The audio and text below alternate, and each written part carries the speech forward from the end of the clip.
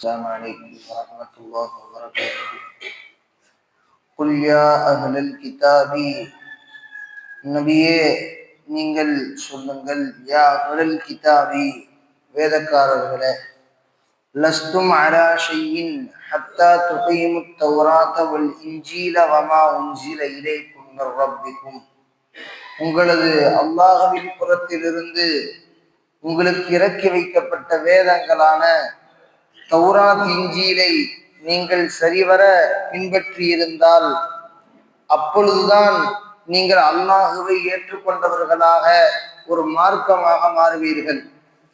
அவ்வாறல்லாது நீங்கள் உங்களுக்கு இறக்கி அருளப்பட்ட வேதத்தை கூட ஒழுங்கான முறையில் பின்பற்றாமல் இருந்தால், அதாவது அல்லாஹ் இந்த ஆயத்துல சொல்றான், குர்ஆன் மட்டுமல்ல, குர்ஆன் அல்லாத தௌராத்தும் இன்ஜீலும் அல்லாஹுவை பற்றியும் சொல்கிறது, நபி ஸல்லல்லாஹு அலைஹி வஸல்லத்தை பற்றியும் சொல்கிறது.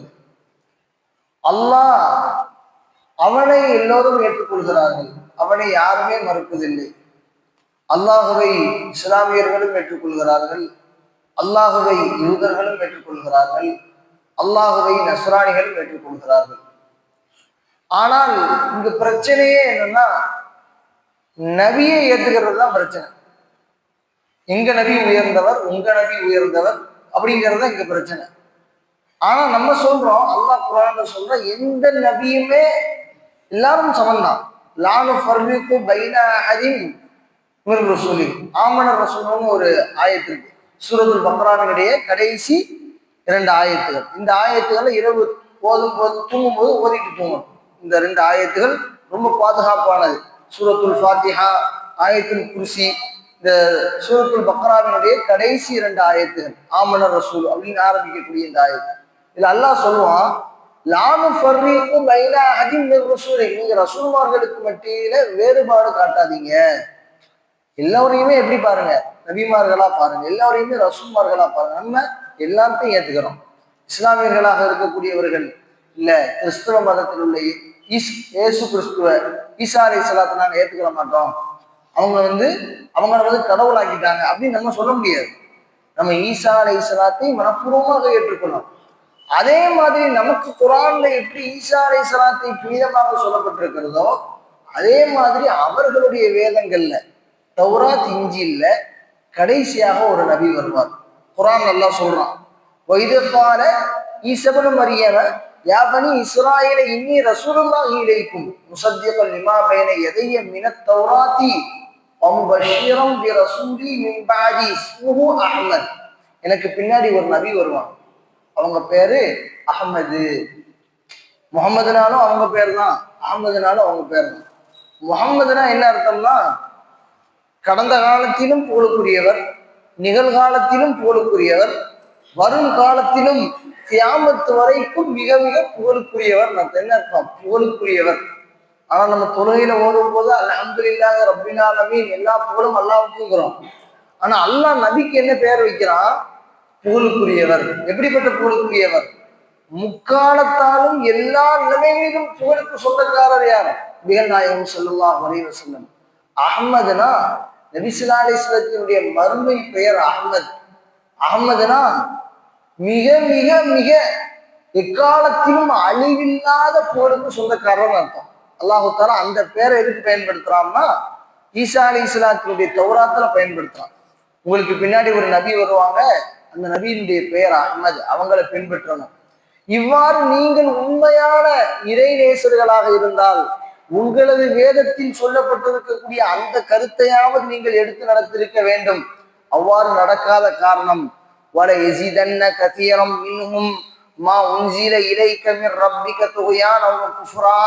அதன் காரணத்தினால் அல்லாஹு தஆலா உங்களது உள்ளத்தில் நயவஞ்சகத்தனத்தையும் குரோதத்தையும் இன்னும் இறை நிராகரிப்பையும் அல்லாஹ் அதிகமாக்கி விட்டான். ஃபலா தஅஸ அலல் கௌமில் காஃபிரீன். நபியே, நீங்க இறை நிராகரிப்பாளர்களின் மீது கவலை கொள்ள வேண்டாம். நபி ஸல்லல்லாஹு அலைஹி வஸல்லம் சொல்றாங்க, மறுமை நாள்ல மஹ்ஷர்ல கேள்வி கணக்கெல்லாம் முடிஞ்சு அல்லாஹ் சொர்க்கம் என்றும் நரகம் என்றும் விரித்தாக்கிய பின்பு நரகத்துல என்னை மீறி நிறைய பேர் விழப்போவார்கள். ஏன்னா அவங்களுக்கு நரகம் என்று முடிவாகிடும். நான் அவர்களுடைய பிடரியை பிடித்து இழுப்பேன்.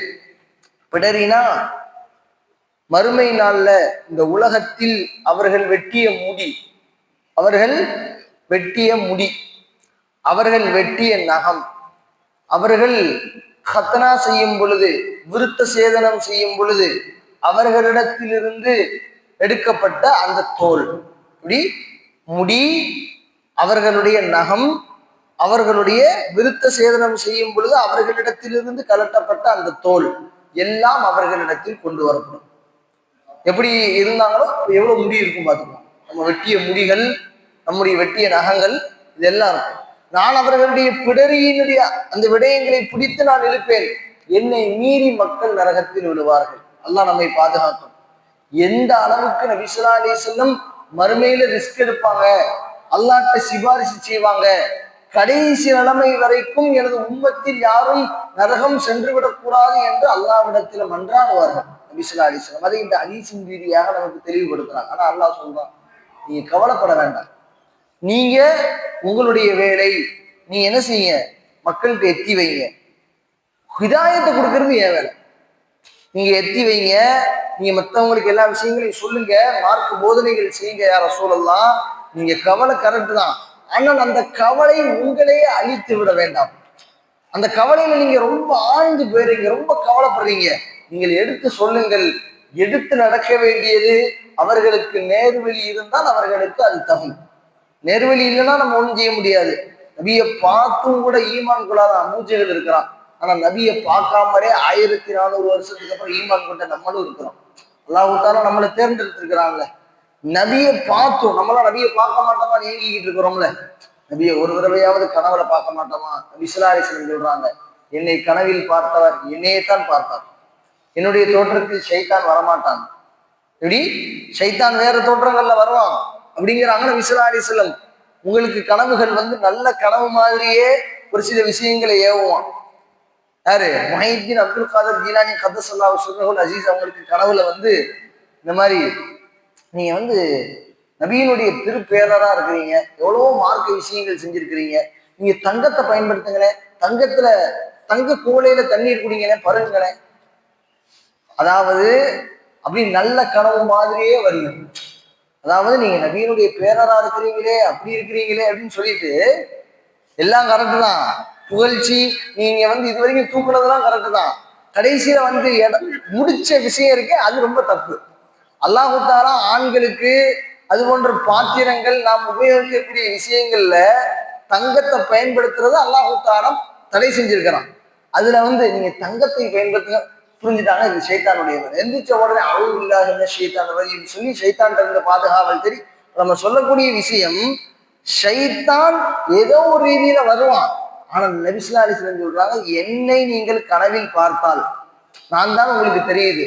முஹம்மது ஸல்லல்லாஹு அலைஹி வஸல்லம் அப்படின்னு கனவுல வந்துட்டா என்னுடைய தோற்றத்தில் ஷைத்தான் வரமாட்டான்.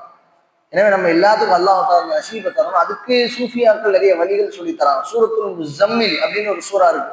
நம்ம சொல்லியிருக்கோம், நபி ஸல்லல்லாஹு அலைஹி வஸல்லத்துக்கு 2வது அருளப்பட்ட சூரா சூரத்துல் முஸம்மில். யா அய்யுஹல் முஸம்மில் குமில் லைல இல்லா கலீலா.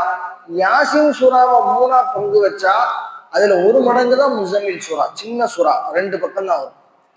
அதான் நம்ம தினசரி இரவு நேரத்தில் ஒளி செய்து விட்டு இரவு நேரத்தில் ஓதக்கூடிய அந்த ஓதுதல்கள், சூரத்துல் ஃபாத்திஹா, குல் சூராக்கள், ஆயத்துல் குர்சி, அதுபோல ஆமனர் ரசூல், அது போன்று எந்த விதமான புறமும் பேசாமல் இஷாவுக்கு பின்னால் காலையில தஹஜ்ஜுதுக்கு எந்திரிக்கணுங்கிற ஒரு மனோநிலையில இவ்வாறெல்லாம் எல்லா விஷயங்களையும் ஓதிட்டு சுப்ஹானல்லாஹ் அல்ஹம்துலில்லாஹ் அல்லாஹ் அக்பர் ஓதிக்கிட்டு இந்த சூறாவை சூரத்துல் முஸம்மில் வெறும் 3 நிமிஷம் 4 நிமிஷம் தான் ஓதிட்டு வலது பக்கம் திரும்பி ஒளி செய்து விட்டு, மீனா இதெல்லாம் ஒளி செய்து விட்டு வலது பக்கம் திரும்பி நபி ஸல்லல்லாஹு அலைஹி வஸல்லம் எப்படி தூங்க சொல்லி இருந்தாங்களோ அந்த மாதிரியில படுத்துட்டு அல்லாஹும்ம, அதுல ஒரு துவா இருக்கு, அல்லாஹும்ம ஆமன்துன்னு ஒரு சிறிய துவா ஒன்று இருக்குது. ஒரு அரை பக்கத்துக்கு ஒரு புகாரி ஷரீஃப்ல வருது. அந்த துவா ஒன்றை ஓதிவிட்டு அப்படியே அந்த சூறா ஓதித்தோம்னா இன்ஷா அல்லாஹ் நபி ஸல்லல்லாஹு அலைஹி வஸல்லம் கனவில் வருவார்கள் என்று சூஃபியாக்கள் சொல்லி தருகிறார்கள். இந்த சூறாவை வளமையா தினமும் ஓதிட்டு தூங்கணும் அப்படிங்கிறது சூஃபியாக்களினுடைய கருத்தாக இருக்கிறது. நீங்க மன்சில்ல கூட எடுத்து பார்க்கலாம். ஆனால் இது ஹதீஸா அப்படிங்கிறது நிறைய உலமாக்களுக்கு மத்தியிலே இக்திலாஃப் இருக்கு. இப்ப நம்ம சொல்லக்கூடிய விஷயம், கடைசி நேரத்துல நபி ஸல்லல்லாஹு அலைஹி வஸல்லம் மன்றாடுவார்கள். எனவே நீங்க கவலைப்படாதீங்க நபி அப்படின்னு அல்லாஹ் சொல்லிட்டு, இன்னல்லதீன ஆமனு, நிச்சயமாக அந்த ஈமான் கொண்ட மக்கள் எப்படிப்பட்டவர்கள் என்றால், அவர்களிலிருந்தும் இன்னும் வல்லதீன ஹாது சாபியோன் அவன் நசாரா, நஸ்ரானிகள் இன்னும் சாபியோன்கள், அதாவது அல்லாவிடத்திலே இணை கற்பிக்கக்கூடியவர்கள், வல்லதீன ஹாது யஹூதிகள், இவர்களிலிருந்தும் ஆமன பில்லாஹி வல் யௌமில் ஆகிரி, யார் இஸ்லாத்தை ஏற்று அமில சாலிஹன், மறுமை நாளை நம்பி இன்னும் நற்காரியங்கள் செய்கிறார்களோ, ஃபலா ஹவுஃபுன் அலைஹிம் வலா ஹும் யஹ்சனூன், அவர்கள் எதிர்காலத்தை நினைத்து கவலைப்படவும் மாட்டார்கள், பயப்படவும் மாட்டார்கள், கடந்த காலத்தை நினைத்து கவலைப்படவும் மாட்டாங்க. இது இறைநேசர்களுடைய பண்பு. அல்லாஹ் குர்ஆன்ல இன்னொரு இடத்துல சொல்றான், அலா இன்ன அவுலியா அல்லாஹி லா ஹவுஃபுன் அலைஹிம் வலா ஹும் யஹ்சனூன், அவுலியாக்கள் யார் தெரியுமா? லா ஹவுஃபுன் அலைஹிம், அவங்க எதுக்கும் பயப்பட மாட்டாங்க, வலா ஹும் யஹ்சனூன், எதுக்கும் கவலை கொள்ளவும் மாட்டாங்க. இந்த ரெண்டு தான் ஒரு மனிதனை ரொம்ப ஆழ்த்திரும், நிராசைக்குள்ளாக்கிறோம். ஒண்ணு கவலை, இன்னொன்னு பயம். எதிர்காலத்தை நினைச்சு என்ன செய்யறது? பயப்படுறது. நம்ம எப்படி வாழ்வோமோ, நம்ம புள்ள குட்டிங்க எப்படி இந்த உலகத்துல வாழ்வாங்களோ, நம்ம வாழ்ந்துட்டோம், நம்ம ஒரு நிலைமையை உண்டாக்கிட்டோம், அவங்க எப்படி இருப்பாங்களோ. நம்ம கிடையாது நம்ம பிள்ளைக்கு அல்லாஹ். என் பிள்ளைக்கு அல்லாஹ் நான் கிடையாது, உங்களுக்கு பிள்ளைகளுக்கு அல்லாஹ் நீங்கள் கிடையாது. இந்த உலகத்தில் யாரும் தங்களது பிள்ளைகளை காப்பாற்ற முடியாது அல்லாஹ்வை தவிர. அவன் தான் நம்மளையும் படைச்சான், நம்மளது பிள்ளைகளையும் அல்லாஹ் தான் படைச்சான். நமக்கும் அல்லாஹ் தான் ரிஸ்க் கொடுக்குறான், நமது பிள்ளைகளுக்கும் அல்லாஹ் தான் ரிஸ்க் கொடுக்குறான். இங்க நிறைய பேருடைய பயம், என் பிள்ளைகளை நான் என்ன செய்ய போறேன்னு, நான் உலகத்தை விட்டு பிரியும் போது என் பிள்ளை, நம்ம இல்லாட்டினாலும் உலகமும் இயங்கும், நம்ம குடும்பமும் இயங்கும். நம்ம இல்லாட்டினா அவங்க சாப்பிடத்தான் செய்வாங்க, அவங்களும் ஒரு நல்ல நிலைமைக்கு வரத்தான் போறாங்க. இதை பொறுப்படுத்திக் கொள்ளவன் அல்லாஹ். அதைத்தான் நம்ம ஒவ்வொரு ஒருத்தரையும் ஓதிக்கிட்டு இருக்கிறோம். என்னது? ரப்பில் ஆலமீன், அல்ஹம்துலில்லாஹ் ரப்பில், உலகத்தை படைத்து பரிபாலித்துக் கொண்டிருக்கக்கூடிய ரப்பே உனக்கு எல்லா புகழும். அப்ப அவன் பரிபாலிக்கக்கூடியதை என் பிள்ளைக்கு அவன் பரிபாலிப்பான்ல. அப்ப இந்த நம்பிக்கை தான் இது இறைநேசர்கள்ட்ட உண்டு. அவங்க எந்த கணத்தை நினைத்தும் யாரை நினைத்தும் பயப்பட மாட்டார்கள். அவர்கள் எந்த எதிர்காலத்தை நினைத்தும் பயப்பட மாட்டார்கள். கடந்த காலத்தை நினைத்து கவலைப்படவும் மாட்டார்கள். கடந்த காலத்துல இப்படி நடந்துருச்சே, இந்த வீடு இருந்தா நம்ம இப்படி இருந்திருப்போமே, இந்த சொத்து சுகங்கள் இருந்தா இப்படி இருந்திருப்போமே, இப்படி இருந்திருந்தா நம்ம அப்படிலாம் இருந்திருக்கலாமே என்ற கவலையோ பயமோ அவர்களிடத்தில் இருக்காது. இறைநேச பண்பை சொல்லி அல்லாஹ் தஆலா இந்த ஆயத்தை முடிக்கிறான். இந்த ஆயத்துகளிலிருந்து என்ன படிப்பினை தரக்கூடிய விடயங்களை கற்றிருக்கிறோமோ, இதை வாழ்க்கையில் எடுத்து நடக்கக்கூடிய நல்ல தௌஃபீகை அல்லாஹ் நம்மில் எல்லோருக்கும் தந்தருள் புரிவானாக.